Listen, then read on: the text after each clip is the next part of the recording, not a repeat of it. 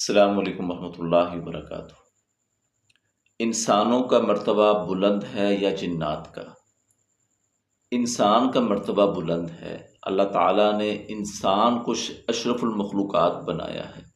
اللہ تعالیٰ قرآن مجید میں فرماتے ہیں سورۃ الاسراء آیت نمبر 70 کے اندر، وَلَقَدْ كَرَّمْنَا بَنِي آدَمَ وَحَمَلْنَاهُمْ فِي الْبَرِّ وَالْبَحْرِ وَرَزَقْنَاهُمْ مِنَ الطَّيِّبَاتِ وَفَضَّلْنَاهُمْ عَلَىٰ كَثِيرٍ مِّمَّنْ خَلَقْنَا تَفْصِيلًا۔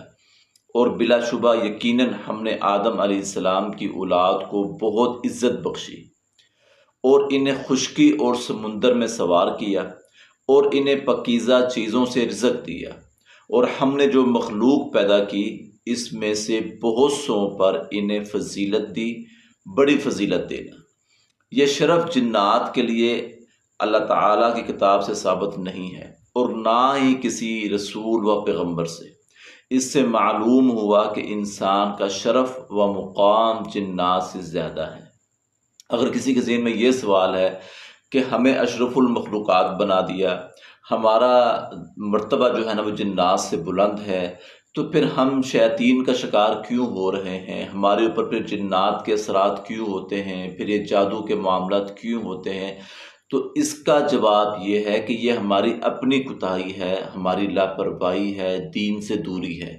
کیوں کہ رہنمائی رسول کائنات صلی اللہ علیہ وآلہ وسلم نے اپنی امت کی فرما دی ہے۔ جب ہمیں وہ دعائیں، وہ اذکار ہمیں بتلا دیے گئے کہ جن کو پڑھنے سے گارنٹیڈ اللہ کے نبی کی ہے کہ تمہیں شیطان شر نہیں لگا سکتا، تمہیں تکلیف نہیں پہنچا سکتا، تو جب ہم اس رہنمائی کو نہیں اپنائیں گے، جب ہم ان دعاؤں کو نہیں پڑھیں گے، تو پھر شیاطین تو پھر ہمارے ساتھ شرارت کرے گا، پھر ہمیں تکلیف دے گا۔ تو اس لیے انسان اشرف المخلوقات ہے، اس کا مقام اور مرتبہ بلند ہے، لیکن یہ اسی صورت میں ہے جب وہ رسول کائنات صلی اللہ علیہ وآلہ وسلم کی دی ہوئی تعلیم سے رہنمائی حاصل کرے گا، تو پھر اللہ رب العزت اس کو شیاطین کے شر سے محفوظ بھی فرما دیں گے۔